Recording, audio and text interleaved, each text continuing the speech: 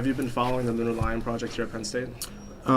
So I've been following the Lunar Lion team since they registered in the competition, and it's, for me, when I was in school, this is something I would have loved to have the chance to do. Yeah. So the notion that there's a university team here is fantastic. Yeah. When this competition first started, did you imagine that a team so comprised of undergraduate students, master's students would be able to compete on the same scale as teams that I hoped for that, right? Because that's what I preach. I preach the fact that today a group of students have the abilities that only governments had 20 years ago, or large corporations, powered by, cloud computing and 3D printing and all these technologies. So the fact that they're doing it is proof for me of what is possible in the world, almost anything. Right. And coming to Penn State, you see, this environment here of engineers working with not only theater people, but people in business, people in marketing, people in journalism. For future kind of looking beyond just the Lunar X Prize, what do you see kind of the role of universities and projects such as these? Well, I think the fate of Lunar Lion is really important because if the community here backs them, if the corporations back them, if the school benefactors back them, then you literally have the demonstration that you can shoot for the moon. Yeah.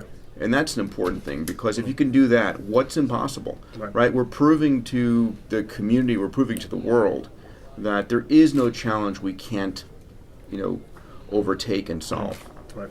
And I think that's the world we're living in today, where the world's biggest problems, hunger, water, literacy, healthcare, are the world's biggest business opportunities. Right. And my mission and my goal is to help inspire people, inspire entrepreneurs, inspire students here to go for it, to say, what is the problem that I care about more in life than anything else? I'm going to go and solve. I'm going to make my life about solving that problem, having that impact on humanity. Right. That's an amazing time to be alive. Right. With the Lunar Lion specifically, if they're able to successfully land on the moon, regardless of if they're there first or not, if they're just able to land there. Exactly. Just landing on the moon. Yeah, exactly. Just even hitting the moon is a huge deal, right? Right. It's only been 3 countries that have ever made that, gotten close: the U.S., the Soviet Union, and China. Yeah. Having a university be the 4th, even a 4th to make the attempt, is a huge accomplishment. So if Penn State's able to do this, get to the moon, what kind of role do you see universities like Penn State playing in the future of space exploration? You have parties like Old Space, the Lockheeds, the NASAs, the Boeings. You have the New Space. So let me give you the background here. Yeah. If you look back to the 60s and 70s and 80s, who dominated the computer industry?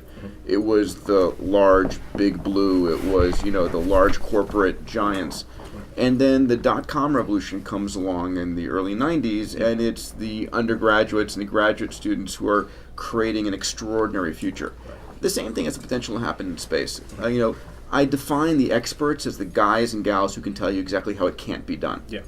And for me, this is about really bringing a breath of fresh air, a completely different approach, an irreverent approach for opening up space. Right.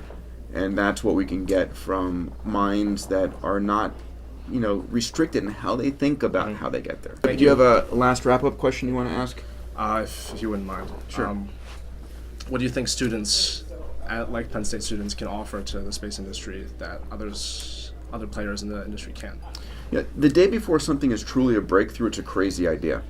If it wasn't a breakthrough, it wouldn't be a crazy idea. And I think that the students here can offer to the space community a reinvigoration of taking crazy ideas. What people forget is that in 1961, when John F. Kennedy said, "Let's go to the moon," the average age of the engineers who built the entire Apollo program, the propulsion, the navigation and rendezvous systems, the structures, the average age was 27 years old. Right? There was no one there to tell them what couldn't be done.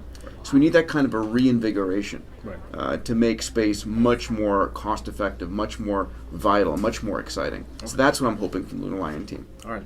Thank you so much. My pleasure. Yeah.